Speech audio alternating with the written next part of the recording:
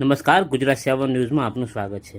કુબેરનગર વોર્ડમાં આવેલા ચુવાડનગર વિભાગ 5માં વારંવાર ગટર ભરાવાની સમસ્યા હતી અને આ તકલીફથી લોકો વારંવાર હેરાન થતા હતા। ઘણા વર્ષોથી નાખેલી ગટર લાઇન જૂનું અને જર્જરિત હોવાથી આ સમસ્યા કુબેરનગર વોર્ડ કોર્પોરેટર ઉર્મિલાબેન પરમારને જાણ કરતા તેમના વાર્ષિક બજેટમાંથી 2024-25નું બજેટ ફાળવી દરેક ગલીમાં નવી ગટર લાઇનનું મુહૂર્તનું કામ ચાલુ કર્યું છે।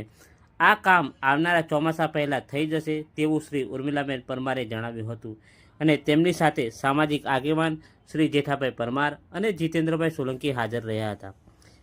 દિનેશ સોલંકી, ગુજરાત 7 ન્યૂઝ, અમદાવાદ।